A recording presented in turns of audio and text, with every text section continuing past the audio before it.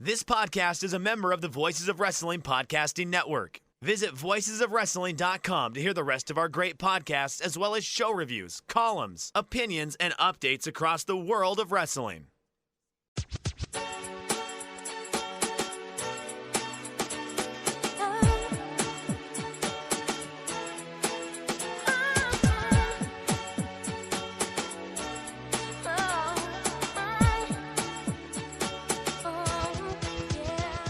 This is Everything Elite, presented by MyBookie, the world's best podcast devoted exclusively to all elite wrestling and the elite extended universe. I'm Aaron Bentley, and I'm trying to catch back up because I got the ratio out of hand. So I'm joined by my good friend, Nate, aka Epitasis. What's up, Nate? You look confused, confounded. No, I don't think I was either confused or confounded. I think I have a pretty good grip on what's going on in general. We're doing our podcast here. You did your big introduction. Yeah. Made a little reference to who gets thrown to first, as is tradition. Let's see. I got a sandwich here that I'm going to eat. That's about it. What's up with you? Okay, I'll just shoot with you here. Right. Realized right before the show that I hadn't come up with a better way to weave in the listener elites and deletes. So I'm scrambling to do that. And as I was doing it, Mike was like, "All right, Aaron, to you in 3, 2," and I was like, "Fuck." Yeah. So right before you threw to me, I was in the middle of playing one of my little rhythm games here on my handheld device. So I was expecting to still be in mid song by the time it got to me.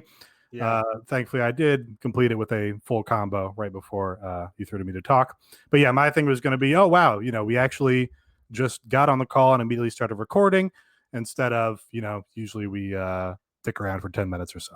Yeah, we do usually.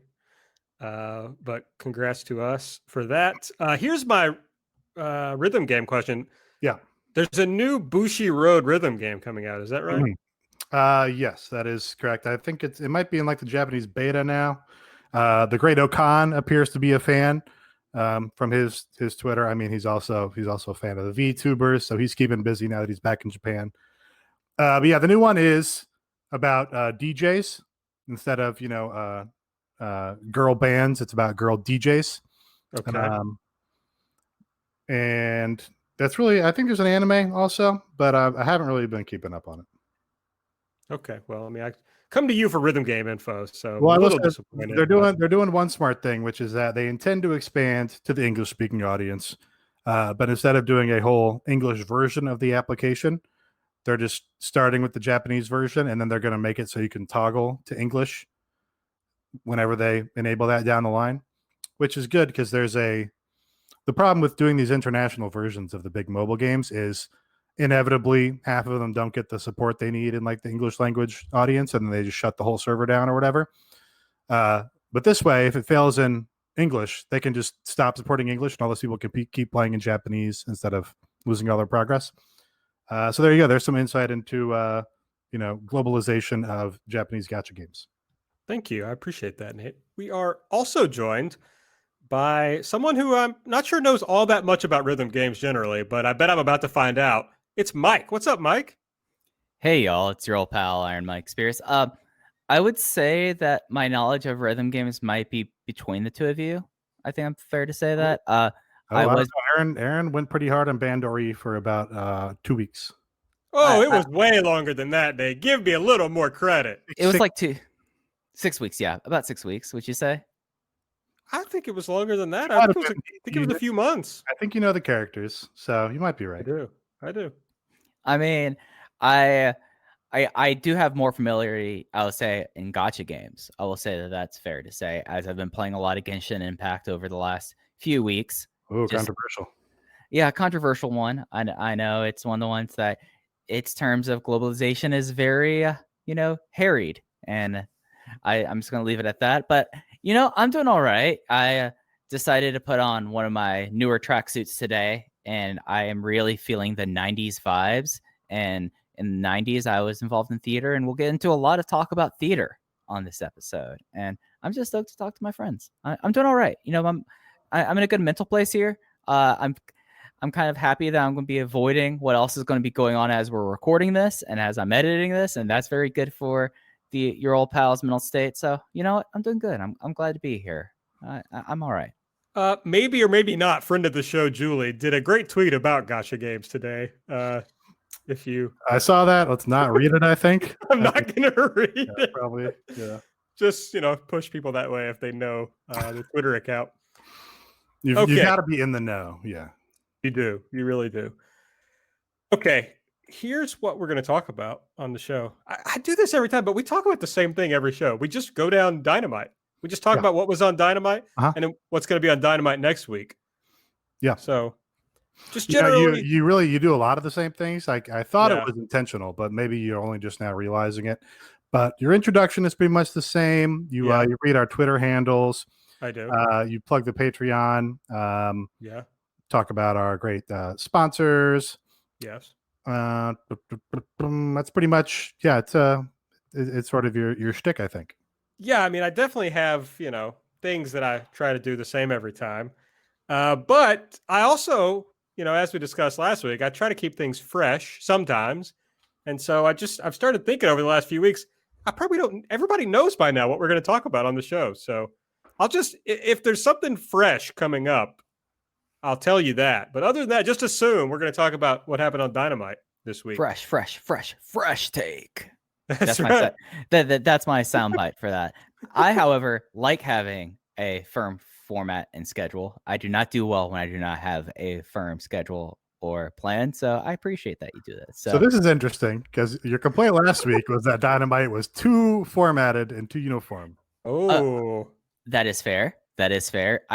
In the media I consume, especially in something in the art of pro wrestling, I feel like there needs to be variety here. But for like a weekly program that's recapping that, I feel like that there's a good idea to have some stability and order there in our crazy lives right now.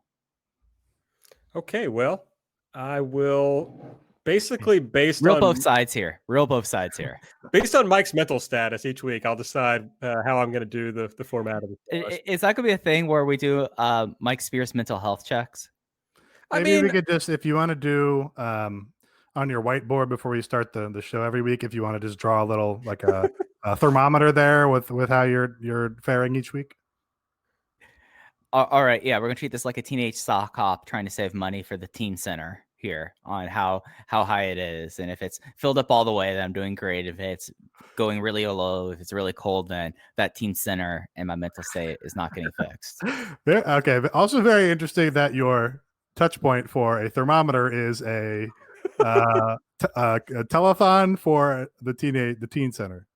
That's interesting. I wouldn't have gone there, but I like where your head's at. I mean, I'm just thinking about the media I consume and about how they always want to have a fundraiser, see the Team Center in your 80s and 90s movies. So I don't think I'm too far off base there. All right. Well, if you want to know more about Mike's movie viewing habits, head over to @EverythingAEW. Give us a follow on Twitter. I'm at Aaron Like the Car. Nate is at Epitasis. Mike is at Fuji Heya. Subscribe to the podcast. Please give us a 5-star rating and review if you use the Apple Podcast app. Tell a friend about Everything Elite. Huh? I heard somebody say that on a podcast recently. I was like, that's good. Tell a friend. If they watch AEW. If they don't, I mean, they're not going to get it. And then if you like to support the show, head over to patreon.com/everythingelite. Okay. As is customary, I'm used to using 2 monitors. I just tried to take my mouse from my laptop over to the iPad that I have my notes pulled up on. It didn't work, folks. So how's your mental state then with that happening? It's not good, particularly. Okay. Am I the oldest person? We're all about the same age, right? It's either you or Mike. I think you are older. Yeah, I think you're older than me by like a month. Yeah. I'm 34. My birthday was in June. So 3 or 4 weeks older than me. So for the past couple of weeks, I've been having this real pain in my hip when I get out of bed. And our bedroom is on the 2nd floor of the house. So I have to, obviously go downstairs like first thing in the morning. And like walking down the stairs has been a real problem. And so now I figured out what the issue is. And now when I get up and then before I go to bed, I have to do stretches and ice my hip.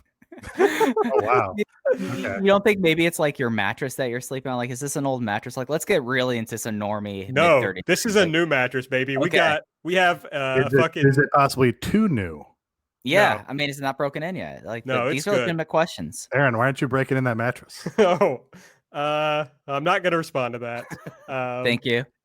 for Mike's sake. Also, I don't want to sully my wife's You good just reputation. you should have breezed right past it instead of continue to talk about it. Well, I mean, now people are going to think I don't fuck. Yeah, so that's it's disappointing. No, I figured out what the problem is. It's actually like an inflammation. It's not that kind of pain of like, you're not sleeping well or whatever. It's like there's something fucked up with my gluteus minimus, folks. So Okay.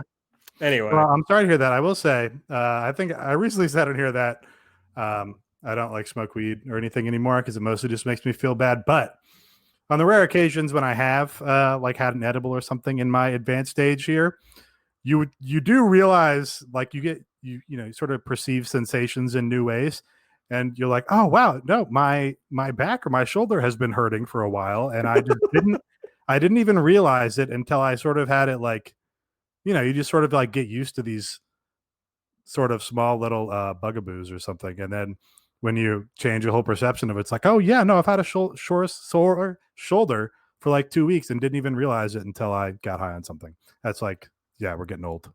Yeah, I kind of had just written it off to, oh, I'm just kind of, a little creaky in the morning. I just need to kind of get warmed up, but then I was like, oh, wait, this actually hurts pretty bad. So it's probably an issue. So anyway, now I'm stretching in the morning and at night. Ridiculous. That's going to be my delete of the week, but let's get into the other choices. So we're going to play Elite or Delete. Nate, buddy, honestly, I know I like to editorialize here, this part of the show, but a good show, hard to pick too many deletes. So I'm excited to hear what your favorite thing from the show was. Yeah, good show. Easy choice for me here because I'm just going to repeat my same one as last week. Last week, it was kind of like my default option. It was just like, okay, well, here's the one kind of bright spot or thing that you can latch onto and have some optimism going ahead on this storyline. And that was Eddie Kingston. And he was even better this week.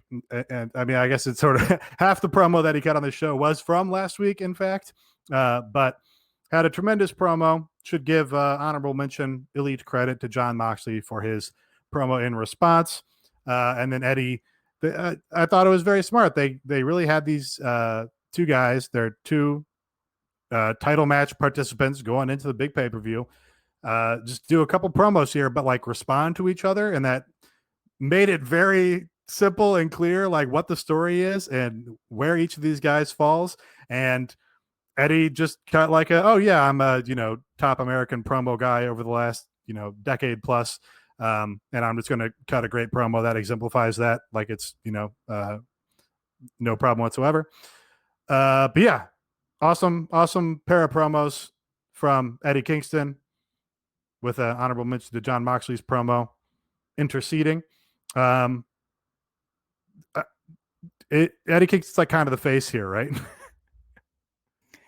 I think that's one of the more interesting things about this is you have a heel with a legitimate grievance going back throughout their career. And you also have, like, you give the honorable mention to Moxley here, but I feel like Moxley's promo stepped up. Like this was the Jon Moxley style promos that were so lauded before his WWE main roster run. Like he offered like the perfect counterpoint here and being like, yes. And it's like, I'm going to get my friend back. You're so focused on this. And yeah, we were like this, but you're so focused on this. And I'm going to make you quit. And I'm going to get my friend back. And I felt like that was a strong promo as well. And hey, with this match now being announced, I am not going to be doing my countdowns anymore. I am not going to be like complaining that they don't have anything going on the pay-per-view because now they have this great program that they've locked themselves into because of Lance Archer having COVID a couple weeks ago, where they did the impromptu Eddie match. And then from there, they've been able to build like this real compelling story here. And it's really on the back of Eddie's promo work. And another one here that if you're someone who votes in any awards, and if you do not vote for Eddie Kingston as best on promos or most charismatic or best microphone worker, then I don't know what you're doing, because this guy has been cutting the best promos of anyone in the world over the past like 4 months. I actually think that was a problem in this story, that Eddie seemed like the babyface. And I think they did a great job in these videos of giving a better face heel dynamic and letting Eddie be the heel, where Mox set him up for this whole thing. I mean, your mileage may vary on this, but Mox set him up with this whole thing of like, hey, all I did was try to make life better for my family. Like I was taking care of my people. I shouldn't have to apologize for that. And so, like I said, your mileage could vary on that. But then Eddie really brings it home by saying, no, actually, I hate who I've become because I had to be bitter to survive because I failed. And it's like, you can see how that could be a face thing where it's like, look, I kind of need some sympathy because things haven't gone my way. But he leans more into like, yeah, I'm a bitter fuck. And now I'm going to take it out on this asshole who the only thing he did wrong was do well. So I think they did a good job of not only giving us a dynamic of who to root for, although I think, people like us will be rooting for Eddie anyway, but also getting a real like story with some teeth to it from this thing that, as Mike said, kind of just fell into their laps. Yeah, and that's really, why I was pushing that Eddie Kingston needs to be in this company from the start, because he can play any role and he can, take your half-assed world title program and turn it into a meaty story with like, great characters and powerful themes, like in the matter of one television show. Like that's just easy for Eddie Kingston to do because he's that good. But yeah, and this is sort of, it's not like a real issue or a real debate to be had about who's the face and who's the heel. Like it doesn't really matter to the success of the program or anything. It's just kind of interesting to think about, where do you fall on that threshold? But I will say the difference between Moxley just being the obvious babyface here and, maybe Eddie having a good point is Eddie's initial promo that was from last week was like, hey, you promised me that you were going to bring us with you. You promised me that the inmates were going to be running the asylum and we would take over that company and, we could be friends up on the big show and make big money together. Like that was the thrust of that, where he felt abandoned and, had to grind out all these years in indie wrestling. And then Moxley did not address that. He's like, I'm sorry, I went to make money for my mother. It's like, well, you didn't really address what Eddie said. So it's kind of the issue, I think, with Moxley being like pure clean cut babyface here. So I think maybe that's, I'm presuming Moxley wins, but maybe the way you advance from that going forward is, he doesn't have to apologize for going and making money for his mother and meeting his wife and stuff. But maybe he says, hey man, sorry that I couldn't bring you with you, or bring you with me. Like, I'm glad you're here finding success now, but maybe that's a sort of where you get some sort of babyface takeaway for both guys at the end of the program. Yeah, and I think that's entirely fair. Just out of pure interest here.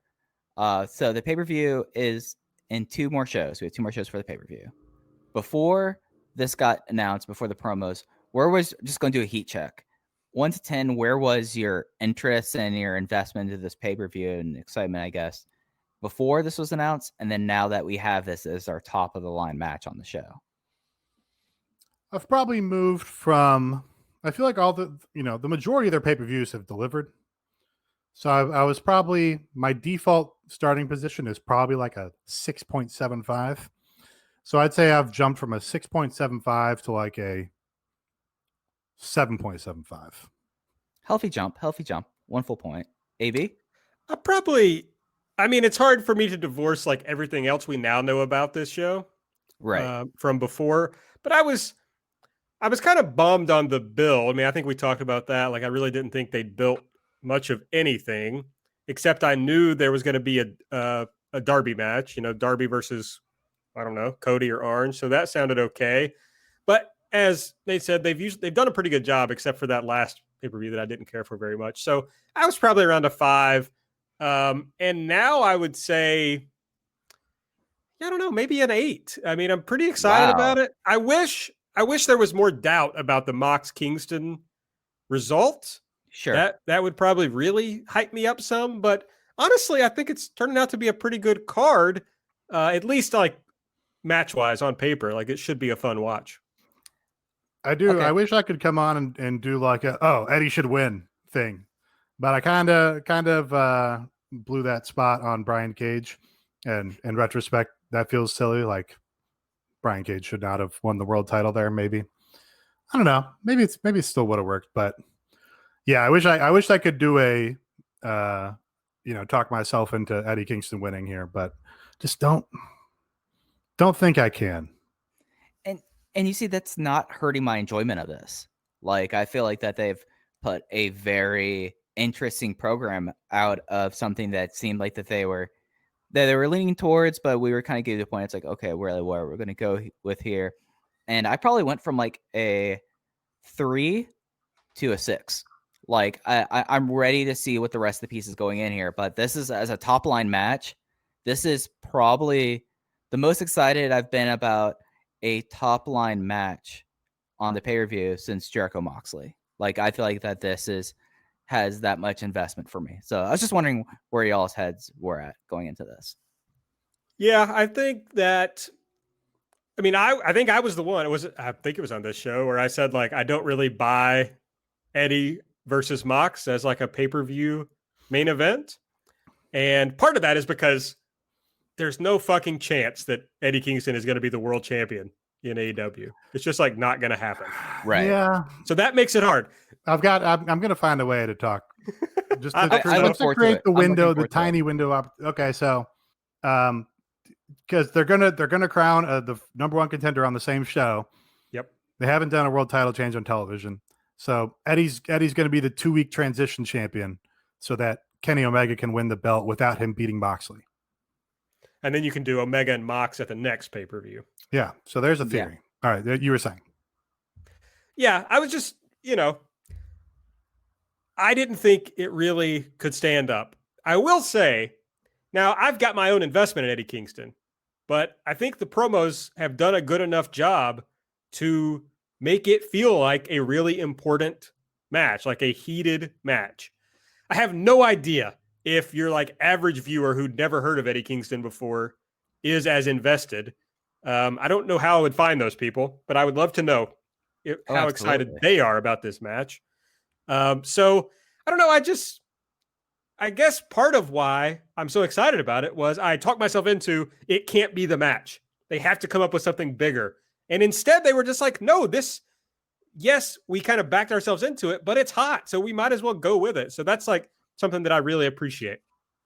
Okay. No. And if you are someone who is coming into Eddie and like this as like a complete new person to this, I would love to hear like opinions on this. Like hit us up on Twitter. I would love to see this.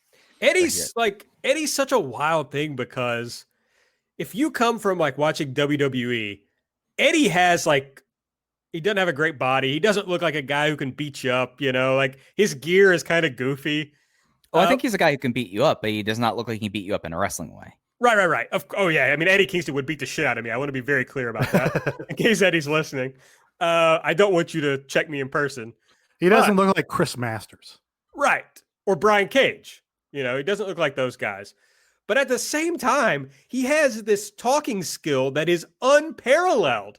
That is like, when they used to talk about talking you into the building, Eddie Kingston can actually do that. So now your WWE fans have been so like brainwashed out of, I guess, in a way, like people being able to talk at all. So I have no idea if that affects them now.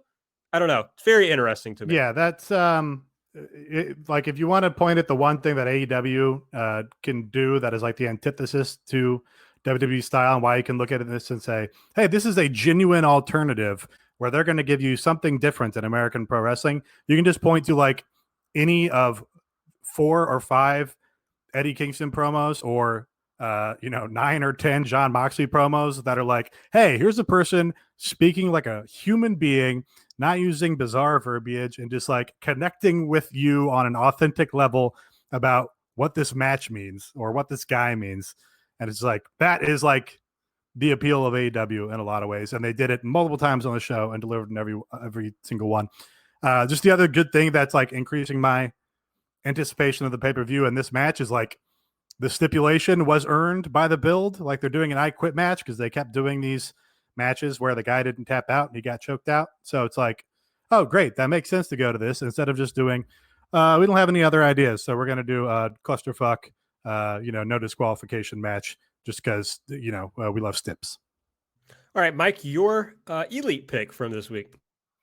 So the one thing that I've gone back and found time today to go and watch is, and it's all up on YouTube, is the Kenny Omega versus Sonny Kiss match.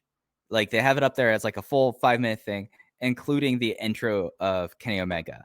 And this was always something that we had in the back of our mind or in the front of our minds. So we talk about, it's like when they're going to start heating up Kenny. When are they going to start heating up Kenny? And it's not just that they did this, but they did this in a way of how much they like talking about Kenny Omega reinventions. The fact that they've had a full-on 1990s Chicago Bull style entrance for him with like his own like Alan Parsons project kind of music being said, as like he meant, as is mentioned, like his accolades and once they wrestled in North Carolina, to the fact that he has his own cleaner dancers come out, to him like standing in like the pose with just like him in the entrance. They've really gotten into doing stuff with the entrance ways in the tunnels, like having something up there and having like the curtain there where it's like looking like he's like a completely changed man.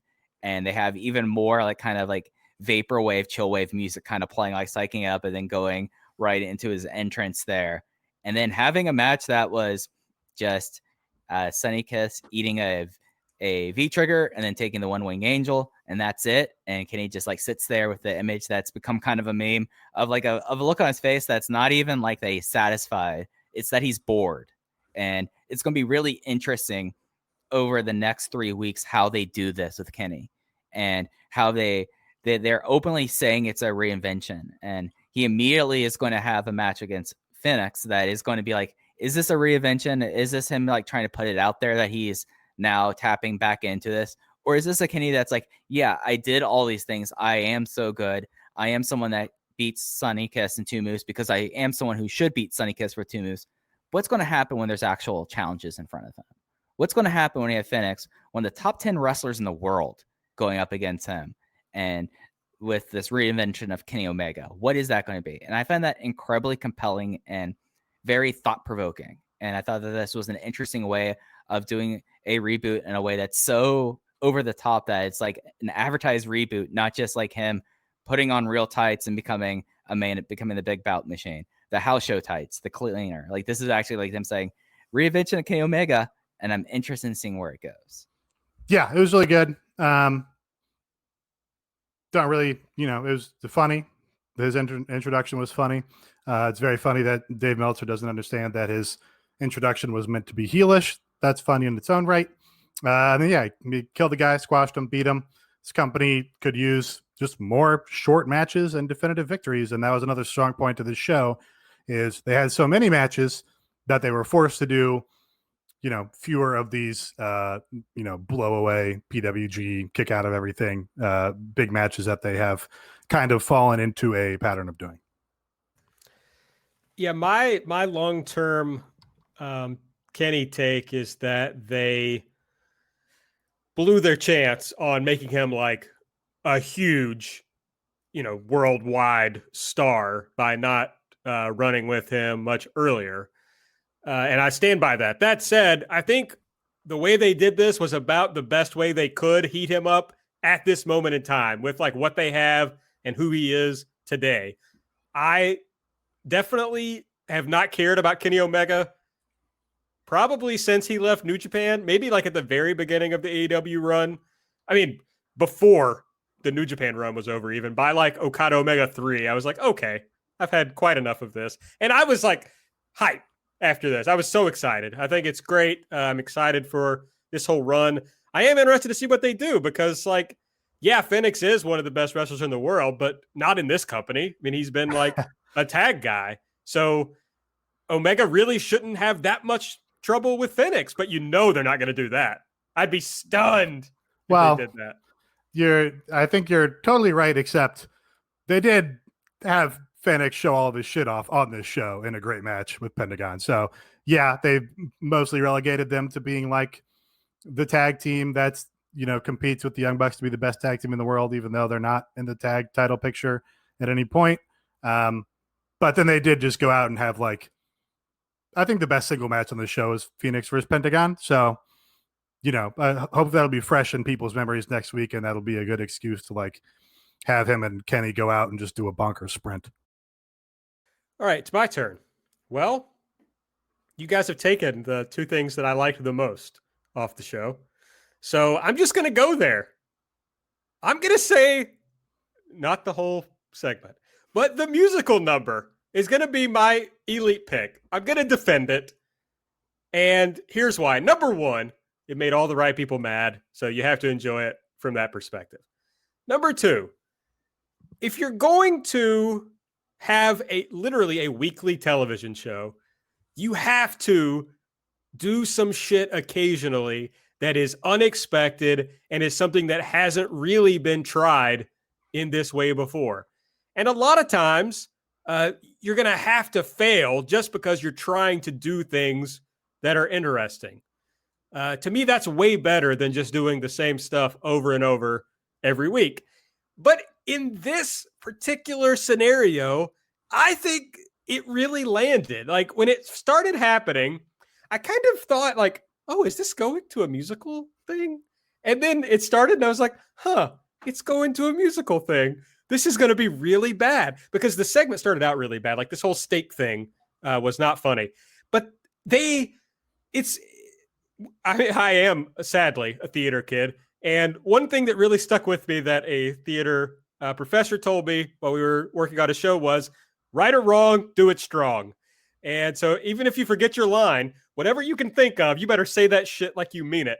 And they did this like they meant it. They were committed to it and they followed through with it. So I thought it was really good. I like it.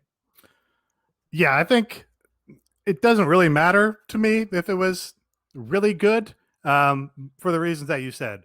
First of all, I always respect a big swing, and this was a huge swing. So even if it doesn't land with everybody, you have to respect that. I super respect just the effort that they went to pull this off. Meltzer and the Observer has some details about the recording of the song and getting the rights to the song and, doing choreographing and taping this thing all night. And I just appreciate the level of effort they go to do something different on TV and not, hit the same booking by numbers formatted television thing that we were complaining about. And yeah, they just committed to it. Kath on Twitter said, a bad idea executed well just becomes a good idea. And this was started off, they were sitting there doing their steak dinner and on what was very clearly a fake set. And that immediately was oh, this looks like a fucking WWE skit. They set up a curtain backstage and they're here in their tuxes or whatever. And they're pretending to have a meal. This is just this is cringe. I hate it. But when it became clear that was necessary because they were going to pull the curtains back and do a big dance number, I was on board. I was just oh, okay. The point of it is how fake it all is. And honestly, it's not even that outrageous that this could happen within the realm of some sort of real sporting league, right? So my comparison point for this is I was in a fantasy football league and all the guys were super into it and they would do they would cut promos on the teams that they were going to face the next week and stuff. This is keeper league people took very seriously and all this stuff. And they would one of my friends dressed up as Mike Ditka and did a whole basically a short scene that he acted out with other friends to basically talk shit about his fantasy football opponent. It's if Chris Jericho's in that world, he's happy to do that to stunt on other people or something. He's happy to go over the top and sing and dance for the purposes of making himself, look like a big deal and talking down to somebody else. So it's within the realm of Chris Jericho's character to just do this for the sake of doing it. Yeah. And that's one of my big takeaways about this is, as I've kind of talked about a lot, Chris Jericho plays this just absurdist character in this. I mean, this is a guy who had an episode of Dynamite on a cruise ship because he wanted to have an episode of Dynamite on a cruise ship. He is someone who's had multiple celebrations, some for no good reason, but having a celebration like this, it makes entire, like, I understand an argument being said that, oh, this is in my wrestling. I'm completely against it because it's in my wrestling. I don't want this to happen in my wrestling. And it's completely discordant. I understand that initially. But I think that you look at how Chris Jericho has portrayed Chris Jericho in this character, and I'm doing this under like the guise of like criticism here. Like this is not like a complete betrayal of his character. And the only argument I can say for people that counter that is, oh, well, you treated this like a legit thing. All they had to do in that thing is say, hey, we got this tape from their dinner. We don't know what's happened here, but they sent us this tape of what happened on their dinner. And then you can completely see that's them clowning on the idea of them having like this big, like smoke and mirrors dinner. And then they instead have a complete just Hammerstein like performance there. And I think like that's something that's like so remarkable because they did commit to it. They did make this big swing. Now the argument can be made that they've done a lot of these big swings before and it has gotten interest from people who aren't normally like what we could perceive as regular AEW viewers. And we don't have any sort of correlation that like when you have Katie Nolan tweeting something or like Spencer Hall talk about things that have happened on the show that is not converted into permanent viewers. That's fine. That's a totally legit thing of, is this worth the screen time? But for the idea of saying like this is not what should be happening on the show, it lands false because Chris Jericho, if anything, the number one character trait we have as Chris Jericho in AEW is that he's the most egotistical person. So of course, and he has such a highfalutin opinion of him. And MJF is someone that is very much in the same realm that of course they're going to take like this serious sit down dinner and turn it into like a Fred Astaire number. Like it's fitting into their character. It's not betraying the character's motivations there. The Rogers and Hammerstein Ballroom. The Rogers and Hammerstein volume. Absolutely. That's yeah. So, I mean, really this is, so on the same show they had Darby Allin doing a drop into a pipe in a body bag with Steve-O. And this is they're like the same thing, just for different characters, right? Like there's no explanation for why they would put a tape of Darby Allin doing that on this television show that's supposed to be about the sport of pro wrestling, except that it's American pro wrestling and you want to get your characters over and like they want to put on an entertaining show.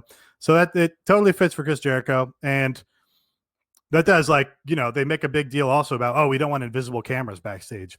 And the segment started with an invisible camera at the steak dinner, which doesn't make any fucking sense. So really in doing the big song and dance, they're acknowledging that.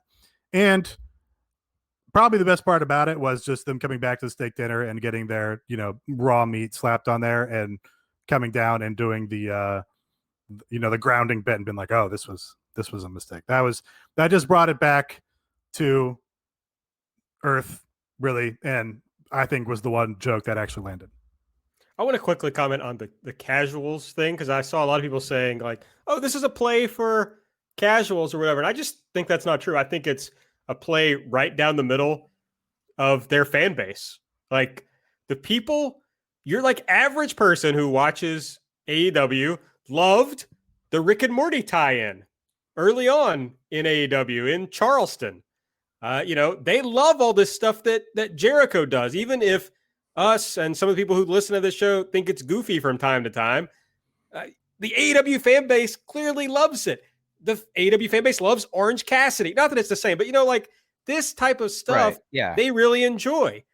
So I just think this is what, not like for 90 minutes every week, but I think this kind of thing is what AEW fans want to see. Nate, I don't want to steal this point from you, but you've made it very well that if you look back at All In and if you view that as like the founding document of AEW, it had the fucking penis druids on it. I mean, I know we shouldn't talk about that anymore, but it is what, and people went crazy for it on that show. So, I mean, I think it's fits. It plays to their audience. Yeah. And you had, Jay Lethal doing Macho Man cosplay. You had it all there. And you also had, what's important is you also had the series stories. You had the variety. You had Cody Rhodes doing the sports challenge for the NWA title that his dad had, and you had that told over all the NWA vlogs leading up to it. That's what AEW is. If that's not what you want AEW to be, that's totally valid. But it's time to accept. I think that's what it is. Having two great Eddie Kingston promos, a great John Moxley promo, just old school pro wrestling, talking you into the building. We're having a serious, feud about our relationship with the title belt, and I'm going to choke you the fuck out. And that's going to coexist with MJF and Chris Jericho doing a honest to God song and dance number with cheerleaders as backup dancers. That's just what AEW is. And, that's if that's not what you're looking for, I understand, but that's a you problem because that's what it's going to be.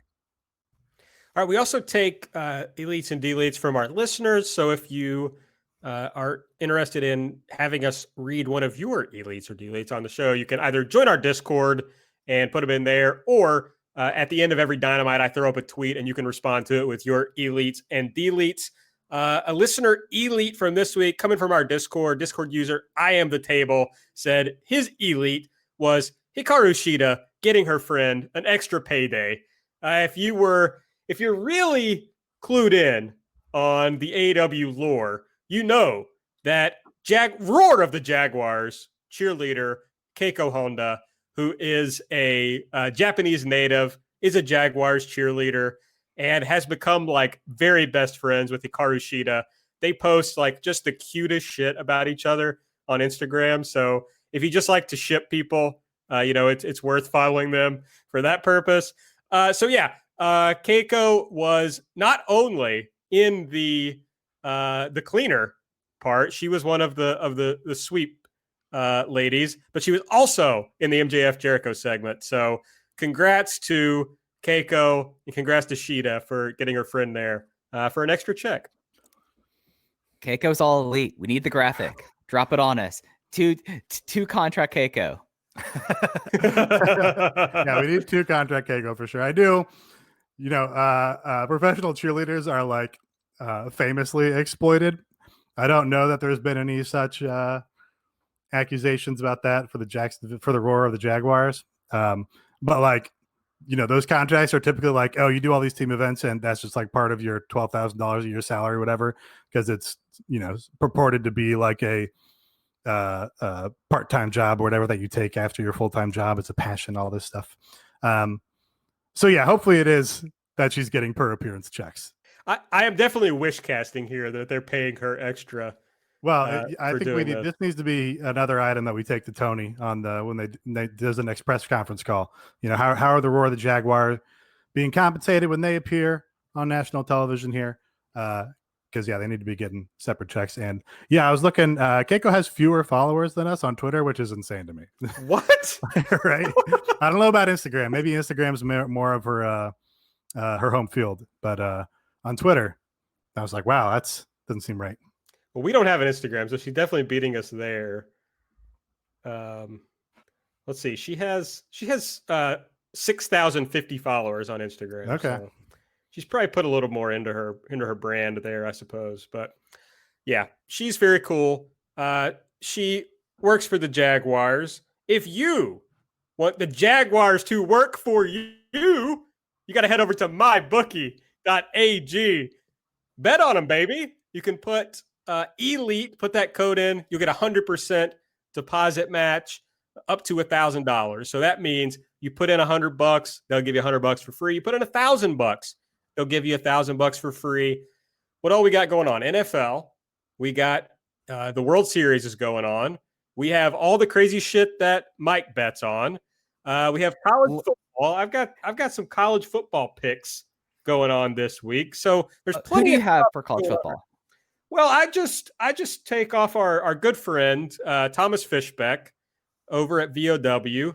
He posts some lines. Now I don't know where Thomas gets his lines, but sometimes he'll post something and it'll be like, okay, well, here's an example. He posts, all right, I've got Appalachian State -10 versus Arkansas State.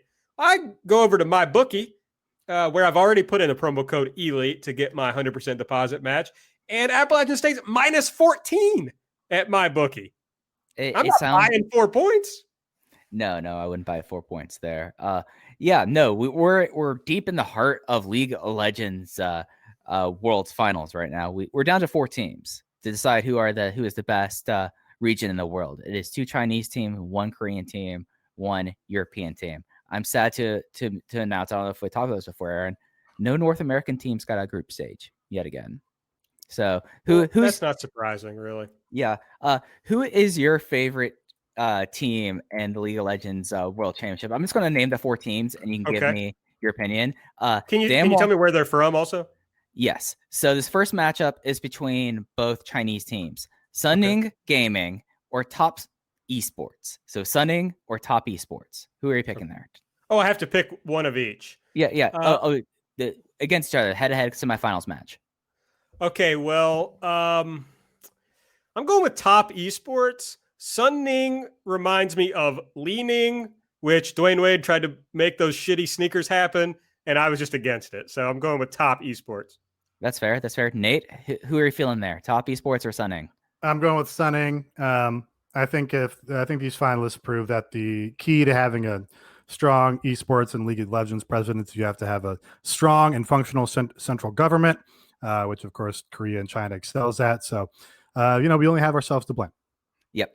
And then the other semifinal, G2 from Europe versus Damwon Gaming from Korea. I'm going to go with G2 because I like the Gatorade G2 gimmick, the grape. So that's going to be my choice.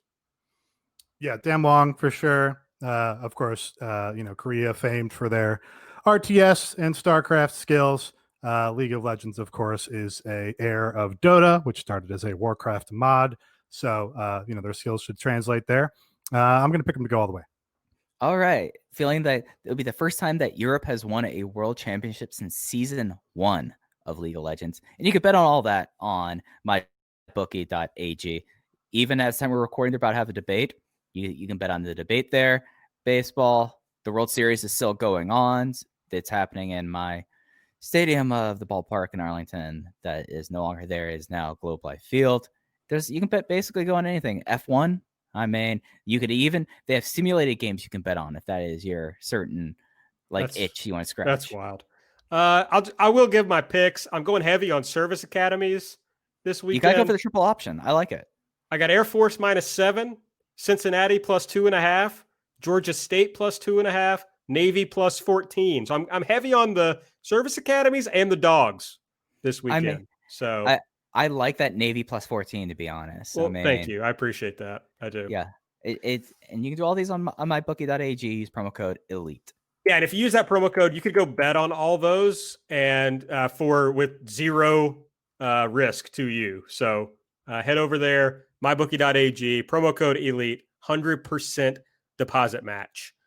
All right, let's move on to the D-Elite section of the show. We went long on Elite, so I guess we'll probably also go long on D-Elite if I know us. That was my fault for asking the pay-per-view questions. That's okay. That's what we're here to talk about, baby. But actually, there wasn't that much bad on this show, so this might be difficult for us. So, Nate, give us your D-Elite pick. Yeah, so I'm going to delete. I don't know how specific I want to be here. Main event segment was the big tag team eliminator, which largely, I guess I'll go straight to the angle. The angle was the Young Bucks being attacked from behind by a masked assailant who was the timekeeper, hit by a chair, and then laid out by FTR, who came down from the commentary desk. We've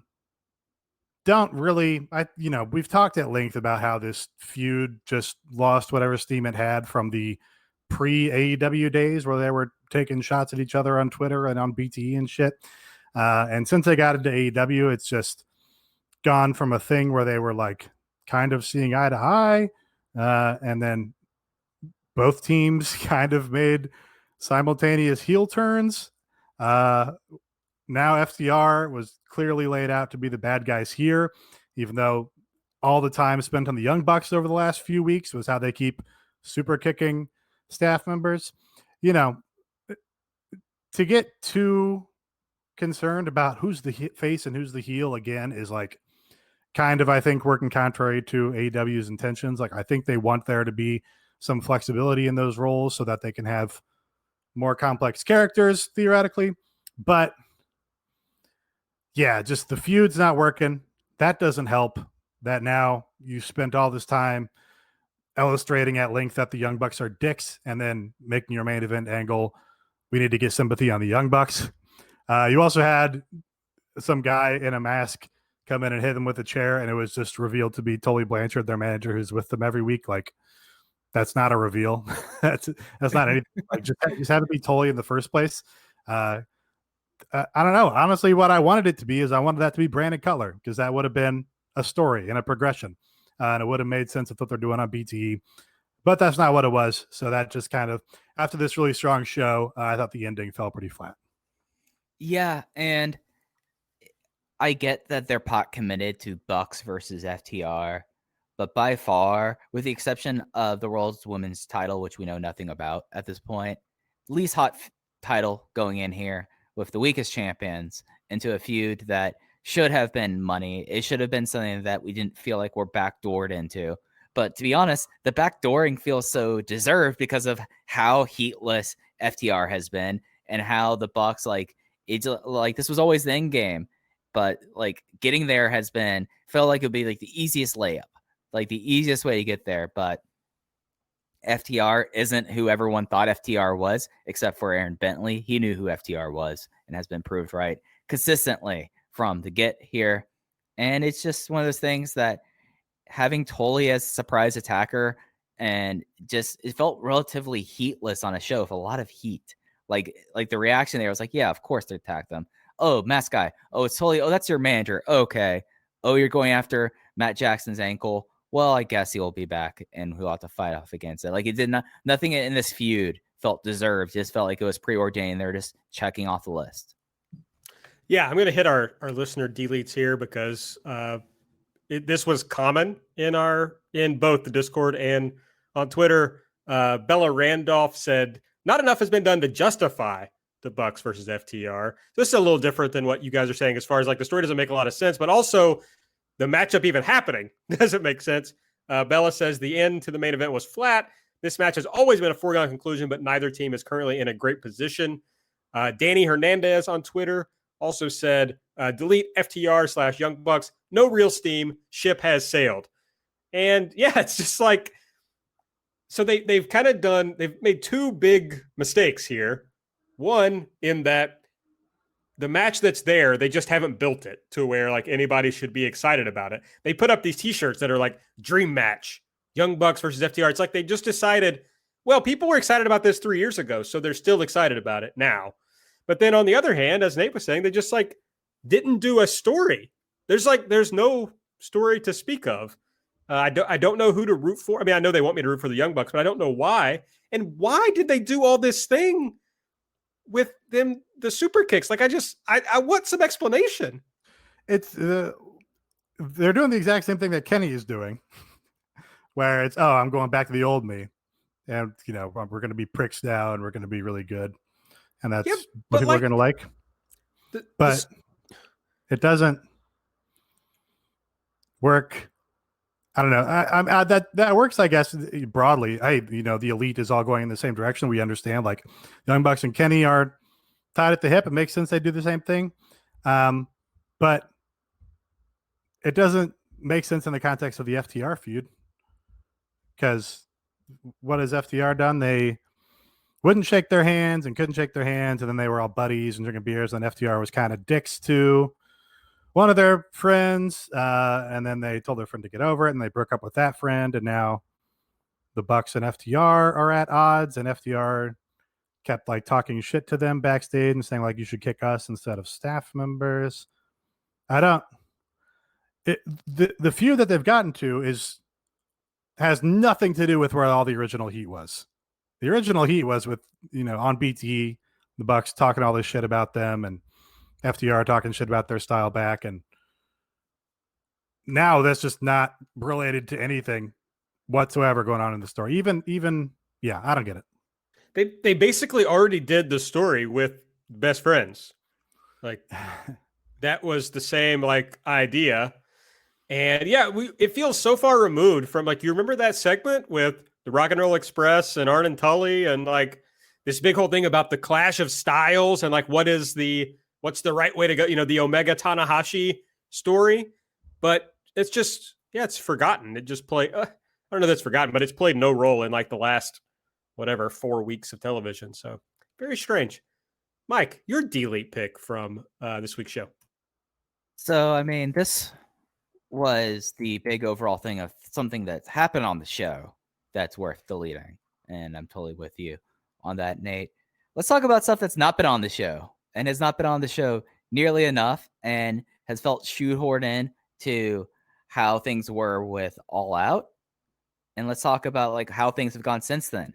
Let's talk about the world title. Let's talk about the women's world title. There's been no direction whatsoever for who Hikaru Shida's real next competitor is. They made the big thing about Nyla Rose being the next person up on Dark, with Vicky Guerrero saying that she's pulling Nyla from contest until she gets her title match, because Nyla's been, I believe, ranked number 1 for a long time. And then you have Britt Baker coming back, and now Anna Winstring is only ranked number 5. Where's this supposed to go to, and where's this supposed to give any justification to who Hikaru Shida would be defending against? It's to a point now where they've run through everyone and they have such a small ship, and you're not even building up the people who you want to have as your new stars. Tai Conti is coming back on TV next week. It's the first time we've seen her in about a month, other than her being in the crowd and her 15-second interactions with Anna Jay in the Dark Order since signing. That's all we have here. And it's something that they've hit the mark for the build for the men's world title match. There's nothing. We've talked at length about that. They're reaching the point with the TNT title with Darby getting next up, and now they've executed their big thing for the tag team titles, but they've completely forgotten about Hikaru Shida and the women's world title. And it's to a point now that what we used to look like, oh yeah, Hikaru Shida's there. She was in the crowd for title belt. We haven't even had that over the last 2 months. And it just makes me wonder, what direction can they make in the next 2 weeks to make anything feel deserved or earned? Or is this now not just only the throwaway that it often seems like to be, but just thrown onto the card? Because I feel like that's now a legitimate concern and criticism that can be brought up about whatever they're going to be doing with the women's world title. Yeah. It just seems there's no care. It doesn't seem like they care. They should just have, they finally got some good paced things here where they were doing quick matches and then hitting people for 20-second promos. You should be doing that with 2 or 3 people in your women's division instead of just not having anybody featured on the show at all. I don't know. Maybe if I want to do a whole lot of work for them and want to give them, what's the opposite of devil's advocate? If I want to play the Jesus's advocate for Tony Khan, no. If I want to play an angel's advocate for Tony Khan, Jack Evans did a big thread that was we didn't know how to pitch stories for ourselves. We just didn't. I was in a good place physically to have my wind back, so I wasn't performing up to my standards, and I don't have experience writing stories for myself, so I didn't know how to assert myself in this company or whatever. Maybe if you want to be really generous to AEW, you're oh, the women aren't coming up with their own stories or doing, shooting their own promos to put them on TV, like a Darby Allin or whatever. But I don't think, again, they're all coming from places where you didn't do that at all, and they weren't writing their own stories like Cody and Kenny and the Young Bucks have been doing in Ring of Honor and in New Japan. So you kind of just have to do it. You kind of just have to give them the opportunity to do those things, and exert some care in the division to make it happen. Yeah, I guess I could certainly see that most, if not all of them, have never had to do that. It's never just been something that's asked of them, come up with your, what do you want to do? What are you doing? So that's one thing when it's Angelico and Jack Evans, and it's well, you have this stacked tag team roster, so it really doesn't matter. It's well, you guys just get forgotten. But when the women's division, and I'm willing to go with this, if that's what you're waiting on, you have to make something happen if you're running this company. It's oh, wait, these women haven't been expected to do that in the past. We're going to have to really put some thought into this. And as I have laid out extensively on the Patreon, the old State of the AEW episode, State of AEW that we did, when Kenny Omega has been in charge of the division, it's been clear that he had a vision for it. And when anybody else has been in charge, Brandy even had a vision. It's just bad.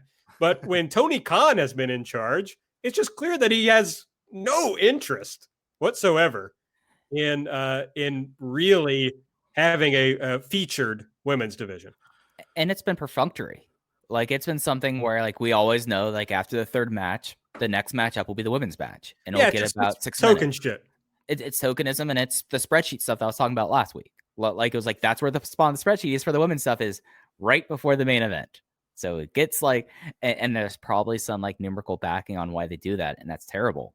But it seems like that's their plan with Tony running it, where at least like when other people were in charge of the division, as you said, that there's things of interest there. Like there's people that they have a direction to, might not be good, but at least something's happening, versus now where how is a viewer supposed to be like Abaddon, who's just not been a part of things for so long, who's kind of had the whole Yuka Sakazaki Memorial third rank position in the women's rankings for these months and has not been on TV. And she's going against Tay Conti, who's, as I mentioned earlier, not really doing a whole lot there. So it's like, how can anything happen there? Because I think you're right. Like, maybe it's something that, piggybacking on the Jack comment about not knowing how to pitch, then you need to empower.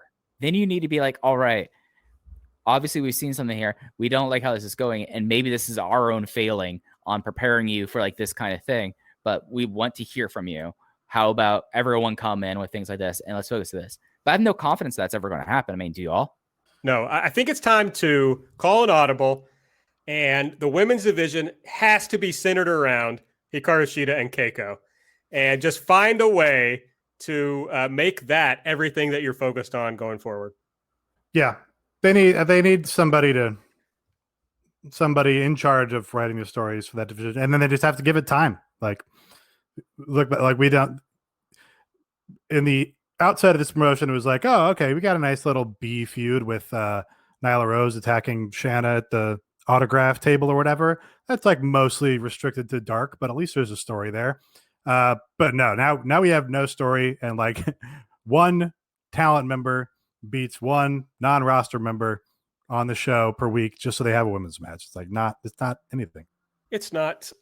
My delete for the week, I'm going to delete. It's a double delete, baby. It's Doc Samson and Rick Knox are getting deleted from me. So Alex Reynolds got knocked out in the main event tag match. There's no doubt about that. Blade seems to have realized he was knocked out because he dragged him to the corner.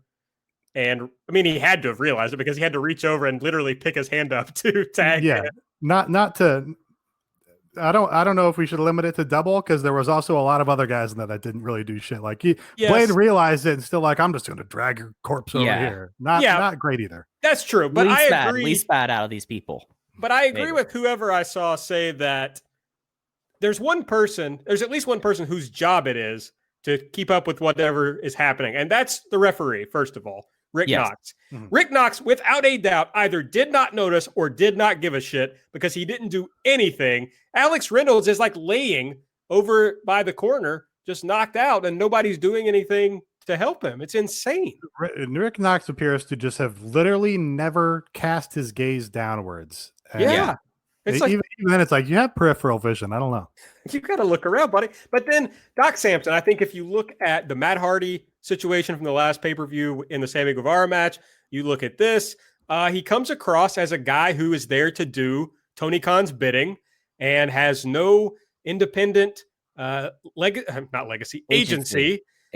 He is supposed to be a doctor. He's supposed to be putting the health of the athletes first, and he's clearly not doing that. So either he's not being empowered by Tony Khan, and so he needs to quit and tell them, I can't abide by what I'm supposed to do and do this, or he is failing miserably and he has to be replaced. I'm not sure, who's fucking this up, but he's doing a bad job. Rick Knox did a bad job. Delete. I don't know that. Yeah, I don't know that either of them are failing what they're supposed to be doing. I think they're both probably doing what they intend to do. But that's not what either should be doing when you have somebody who's like unconscious again. Yeah, it's absolutely possible. Actually, I think most likely that this is an AEW problem that's being that's top down to the people who are supposed to be taking care of this. Right. So, that's a real problem. No, and it's something that we brought up on our instant reaction that this was an institutional failure. Like what happened there was an institutional failure that whatever system it is failed the wrestlers, just like how it failed Matt Hardy at All Out. And it's one of those things that it should not be the wrestler's job to be like, oh, this person is knocked out. He's most definitely concussed. And the only reaction we've had from him was a fence reflex reaction from him. It should not have been on Blade to be like, oh, we need to get him out of the match and then do something that you're not supposed to do and dragging him to the ropes. Like, it should not be on him. It should not be on the fact that he sits on the outside for the remainder of the closing stretch. And like, the one thing I'll say is at least one person who seemed like after the fact noticed something was up was the post-match stuff, the post-show stuff, where they showed Cody Rhodes coming out there and like looking and like trying to figure out what was going on there, because it was clear that some people on the chain were completely disregarding it, and it's an institutional failure. And it's something that I can proudly say it's an institutional failure because now we have past president. All right, let's move into the ratings. AEW now back on this thing where they kind of, from total viewers, kind of bop up and down each week as they were doing for a while. So back down to 753,000, the exact amount they had 2 weeks ago. 13th in the demo, up from 15th. Stable at a 0.30, which is where they were last time. NXT, again, not charting. This is 4 weeks in a row. They've been 50th or lower, 644,000, a 0.16 in the demo. This is now NXT's second longest streak outside the top 50. They are closing in on like this, and it's a plateau. I mean, AEW yet again was the number 2 non-sports, non-news thing on cable. Real Housewives is winning that battle. Maybe that's the next war is with Real Housewives of Beverly Hills, maybe. But really, not a whole lot of takeaways with this. It will be interesting the next 2 weeks. The World Series will be up, and then, of course, being the day after an election, with this election, that could be a big disaster here. But I think that's as like I always like to preach here, as I'm not someone that really looks into the quarter by quarters. I look at the environmental factors, and that's going to be affecting everyone equally. And AEW performs very well versus everyone else in an environmental status, and NXT is NXT. Yeah, if you're Tony Khan, you got to be rooting for a Joe Biden blowout so that it's just over on Tuesday night and nobody's like glued to their election results on Wednesday night. Yeah. You're going to want that. You're going to want I think the World Series and I know you maybe keep a little bit more up on this AB than I do, but I think Game 7 would be next Wednesday. So you could be having Game 7 and you could be having day 2 of any election drama. Yeah, so except NBA where I don't have a team, I just watch the game. In other sports, when I have a team, when my team loses, I quit. So you're not paying at all. you're not paying attention. Care less. No. All right, then I will do the legwork myself as someone that I will still keep tabs on the World Series, even though the Rangers were the worst team in the AL, number 2 draft pick, and things are getting much worse, and they're actually having the World Series and the new Ranger Stadium. Have I mentioned that before and how that bothers me? Because that's what's going to, because they're doing the World Series in Globe Life Field and it looks terrible. Yeah. Game 7 would be on Wednesday.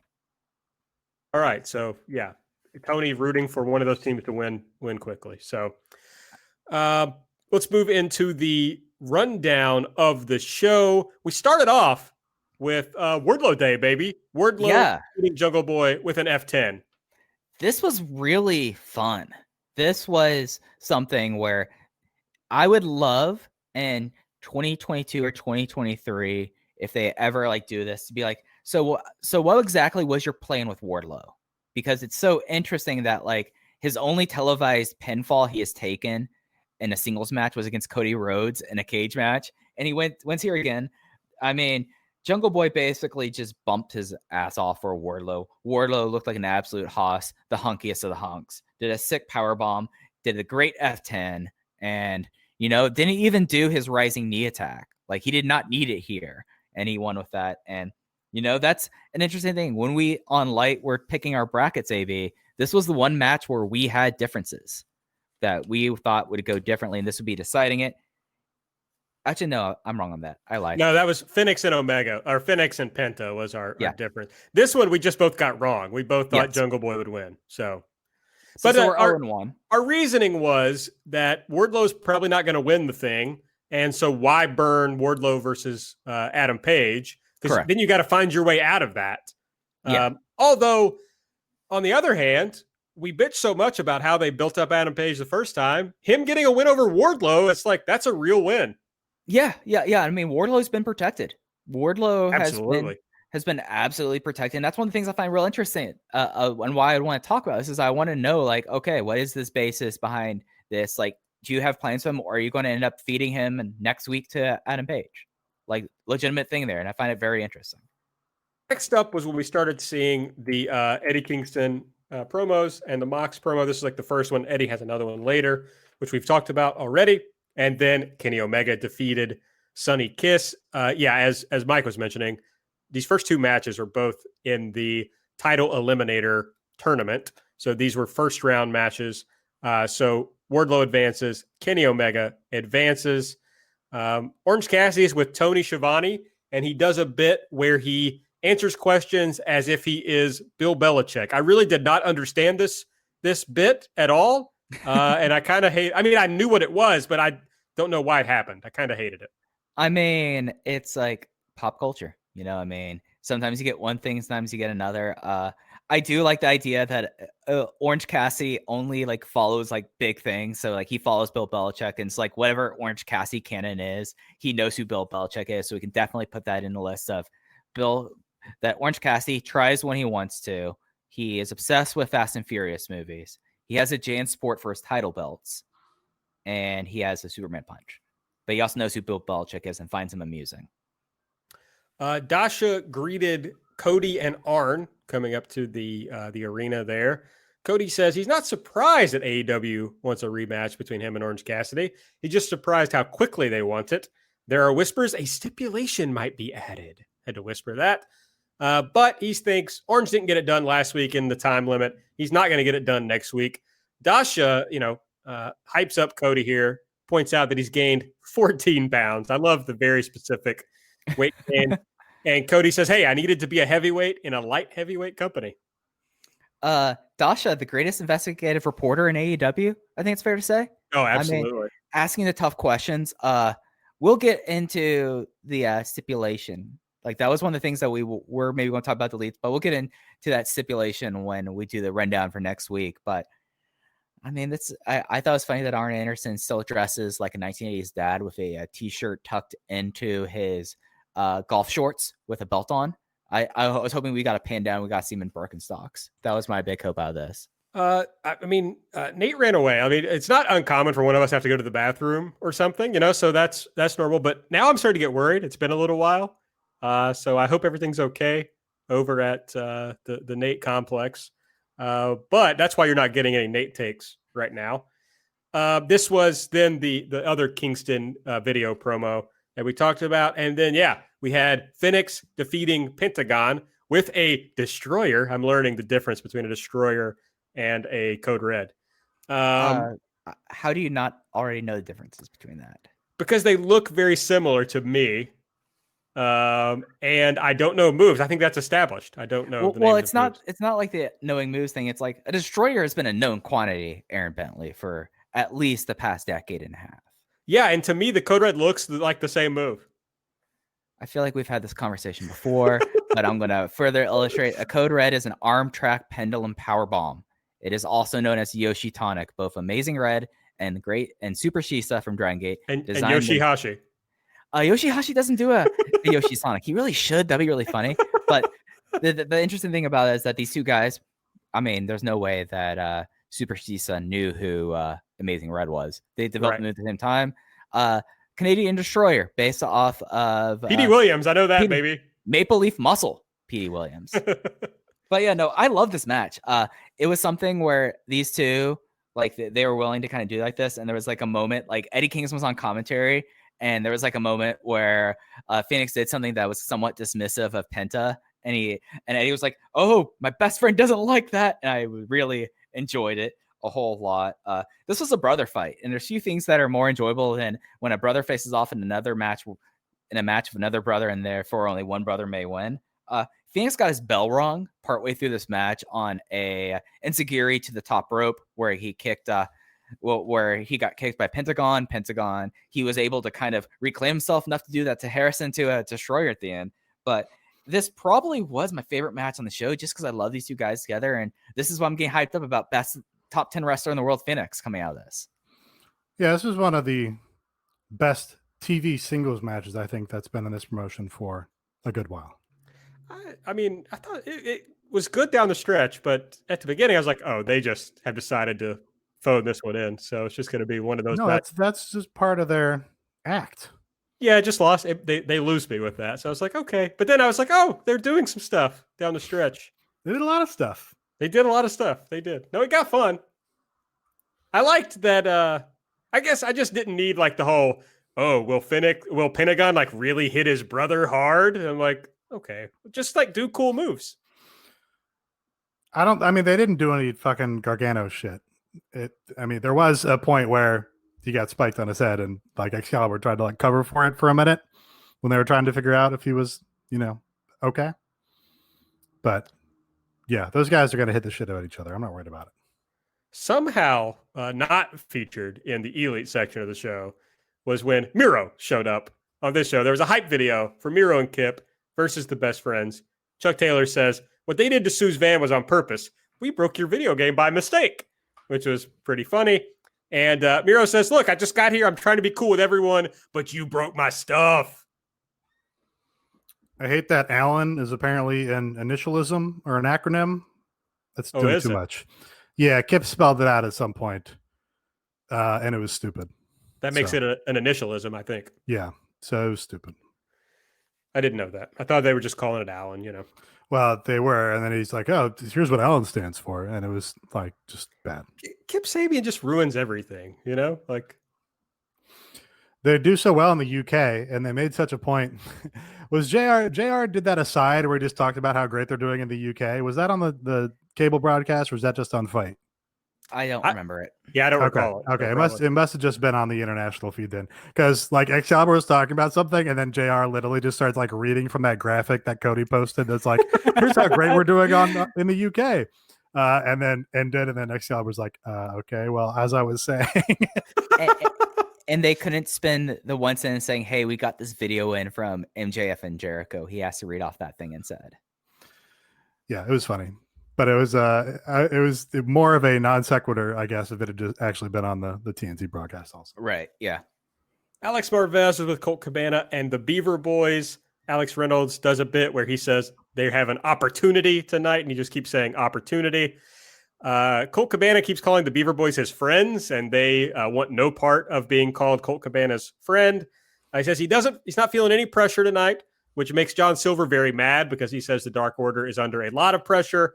He also tells us the Dark Order is going to be at ringside next week for Orange Cassidy and Cody, and then he flexes and screams at us, basically. Yeah, good promo by John Silver. I have an issue that John Silver really loves the Dark Order, but hates everybody in it. except Mr. Brody Lee, who like treats him like shit and slaps him around and stuff. Not anymore. Right. He did. He was the one guy who showed up. So Mr. Brody Lee was like, okay, I'm going to be a little nice to you or whatever, but hates Five, hates Colt, hates Stu. Might be lukewarm on Evil Uno. Is scared of Anna Jay. Yeah, terrified. He really only seems to like Brody and Alex Reynolds, but he just loves the Dark Order. Anyway, and he wants people to join. He still wants to recruit people in. Maybe he wants to recruit people he doesn't think sucks. Maybe that's why he's the recruitment expert. That could be it. Yeah, maybe. The next match was another first round match in the title eliminator tournament. Adam Page defeated Colt Cabana with a buckshot lariat, and after the match, the Dark Order helped Colt to the back. Yeah, another good match. All these tournament matches were good. I'm always I usually just see Mike from like waist up, so I see him in like the jacket. But when he stands up, it's like, oh, that's a whole fucking salmon tracksuit you got going on there. Yeah. It's very cool. Next was I guess this was supposed to be a Sammy video, right? At first I was like, wait, who is the video of? But I guess Sammy is now a fire starter. And he basically says, Matt Hardy, it's not over till I send you home for good. And he's burning a picture that says 11/7/20. He should have the Prodigy as his entrance music. Remember that? Remember the Prodigy? Yeah, smack my bitch up. I remember. There you go. I stayed up till like whatever time to watch the debut of that video. Oh, wow. Yeah. Was there any particular? I mean, I remember it was obviously a very famous video. Was there something that drew you to stay up for the debut? Yeah, it was banned, or like they could only show it at like whatever time at night. Okay. So, and I was like, an edgelord 13-year-old like, or whatever. God, I need this. Yeah, but I loved Firestarter, so Right. I was like in on Prodigy. Sure. Yeah, no, very ballyhooed. Yeah, but then, band music video, sure. Yeah, but then you add in that like, oh, you're not supposed to see this. So I'm like, Yeah. ooh. I was very excited. Team Taz is on the ramp. Taz says, we have a couple of problems. First, Will Hobbs. A few weeks ago, I made you an offer to join Team Taz, but we haven't heard from you. What are you, a top guy now? You better get back to us soon. I thought he turned him down originally, so I was confused. I don't think he had an opportunity to answer before Darby came out. I guess that's what happened. He says, second, Darby Allin getting a shot at the TNT title at Full Gear. It burns my ass. Which, it's very, what's the word I want to look for? Evocative. Evocative. I was going to say it brings to mind an image. Yeah. Evocative. It was something that like just him like doing this, like this was like the most Taz in his element promo, like this, and then Ricky had a good line too. Like whenever like they have these two, and then you have Cage say his catchphrase, and that's it. It's a good time. Yeah. When I think of Taz having his ass burned, I think of like Yosemite Sam. I imagine him as a little Yosemite Sam. It's like, Bugs Bunny burned my ass. Taz tells us that he stopped by Tony Khan's office today, who told him that if Ricky Starks had beaten Darby, he would have been the one in the TNT title match. I love that they gave us retrospective stakes for that match. Hey, the beauty of BTE is how many things they retcon, and I appreciate Taz coming out here and retconning like two stories, and also keeping the Willie Hobbs story alive. Just like if he's not going to be on the TV, it's great for you to mention it, and then it just keeps that thread having some momentum until the next week. Waiting for the Will Hobbs tweet where he says, if my mama called me Willie, my daddy called me Willie, at Epitasis can call me Willie. Why did I say Willie? I don't know. Oh, you know what? I had to email a guy named Willie Garcia today about 3 times. So I got Willie on the mind. Shout out to Willie Garcia. Big Willie style. No, that didn't go anywhere. That was an album. I don't know what do you want. Just referenced an album. Just Millennium. A slight reaction. Let's just save Will Smith album titles. Those are the two parents just didn't understand. I don't know if that was a full-length album. Welcome to Miami, Buenos Dias, Miami. That was on Big Willie style. Yeah. So I tied it in. I often say to my wife when she asks me to make a decision about something, I say, I don't know, you're the rapper, I'm the DJ. And I don't really know what it means, but it is a reference to Will Smith. Okay. I like that line though. I like it. Thanks. Appreciate it. It doesn't make any sense. I don't know if I do like it. I would be frustrated if I was her and she kept saying that to me. She's very frustrated, trust me. Dinner Debonair was next. Tony Schiavone could not pronounce it. That's an important thing is you're supposed to make the decisions. This is what I've been told anyway. Like deciding where you're going to eat, so on and so forth. Yes. Yeah. I mean, this sounds problematic. Nate, are you saying the man should make the decision? Yeah, let's move ahead. I have, I generally try to be agreeable and go with the flow, and it have been said, a lot of women like it when you make these sort of decisions. Wow, okay. That's true. I mean, I have heard that in the dating world. That, sometimes it's just nice, to not have to think about it, which is true. I agree, but I'm bad at making decisions. So, Dinner Debonair was next. Keiko was back. Then Britt Baker defeated Kylan King with the lockjaw. was good. Britt Baker's good. Britt Baker's good now. Kai Lynn's good. Kai Lynn, I am glad that Kai Lynn got some like TV time because she has been someone that has really taken to dark and has always been solid on it. So more of Kylan King like that. She's good. Sign Kylan King. Yeah, I mean, more of just like literally any women. Anyway. Right, yeah. Next up, Darby Allin was with Steve-O. Yeah, we've kind of already explained what happened here. Darby at the end gets out of the bag and says, "Fuck, I'm winning the TNT Championship." That was good. It was good. Then the main event, the Young Bucks defeated the Butcher and Blade, Private Party. I almost said the Private Party, and the Beaver Boys, Alex Reynolds and John Silver. Matt reversed a rolled up Isaiah Cassidy. His shoulders were very clearly not down for the 3 count. So I don't know if that'll be a thing, but it's what happened. Yeah, they subverted the finish of the Private Party versus Young Bucks match that Private Party previously won, and had it go the other way. So, Young Bucks are, if not good for noticing when a guy is unconscious, they're at least good for like tying those threads together between matches. I can't imagine remembering how that match finished. That blows my mind. I do. Excalibur told us. Mm-hmm. Yeah. Thank you, Excalibur. It was a flash that's also great. Like you have the Young Bucks go, "Hey, Excalibur, we're gonna do that thing from the first match in this match, so you should shout that out." Like that's great. Yeah, very helpful. It's just funny to me when people are like, "Oh, I love that callback," and I'm like, "How do you remember what happened? Like moves that happened in a match?" That's my brain doesn't work that way. It works. It's spotty for me. It has to be something that was particularly notable. But not being someone who ever goes back and rewatches old matches or anything, I certainly don't have the memory for it that some people do. So how much longer do we think that they're going to keep on playing up the fact that Private Party beat the Young Bucks once?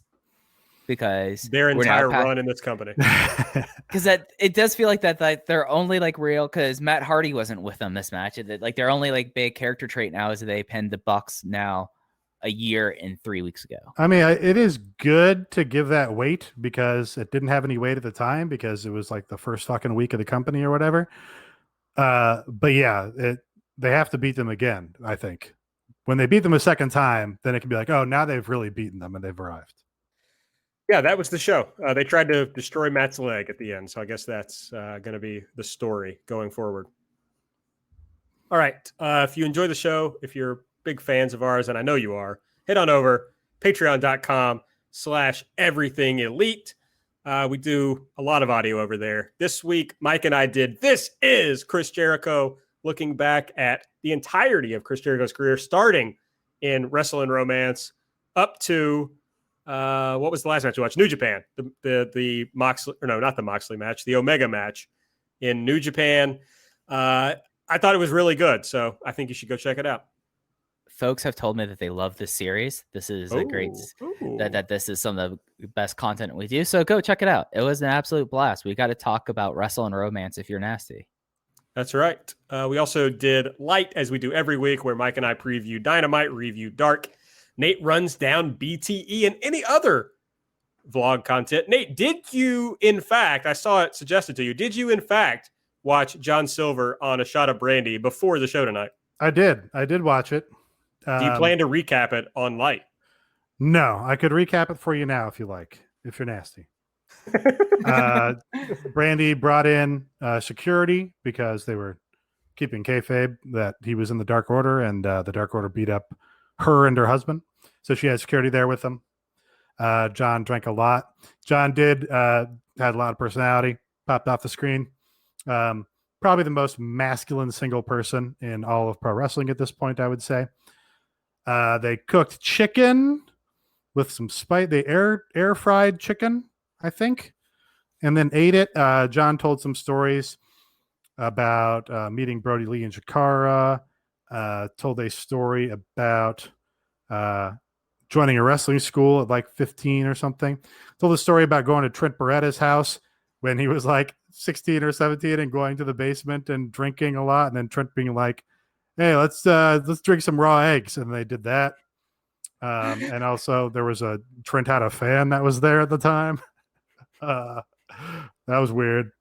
Yeah, you get a lot of quality John Silver popping off. And then at the end, here's your spoiler. They're going to say goodbye, and Anna Jay comes in and goes after Brandy. Ooh. Oh. Yeah. All right, just got a little teaser. That's a taste of the recaps you get. That's every week. That's probably the best one I've ever done. So if you're No, looking don't say that. Don't say that. That's the worst one you've ever done. Okay, wow, thanks so much. Very kind. That was actually a representative. That's it. That's it. Accurate. Of what you get on the I don't know. Patreon. The ones I do, so on the Patreon, I'm just recording them by myself, so I don't have anybody interrupting me to call my recaps bad or anything. So I do take a fair amount of tangents. I did a deep dive on the model home at the Jacksonville Jaguars Stadium where they appear to shoot some of their BTE and Sammy G vlog segments. Because I was very fascinated by this weird multi-level condo with marble counters where they were all hanging out. Yeah, that's about it. All right, well, sign up. Next month, November is going to be a very big month on the Patreon. It's our anniversary, our year anniversary of doing a Patreon. Also, obviously, there's Full Gear, so we'll do an instant reaction show for Full Gear. I think Mike and I have a This Is Cooking. So there's lots of good stuff coming up next month. Head over to patreon.com/everythingelite. $5 gets you all the audio we do, all we've ever done. And we have a year of fucking content. So there's plenty of stuff. We need an idea for an anniversary show, listeners. Yes, we need some ideas of what we're going to do. But whatever we do is going to be big. That's my promise to the listeners. Just saying for an anniversary show in particular. Yes. I do. I shouldn't say this because I haven't cleared it with the other guys yet.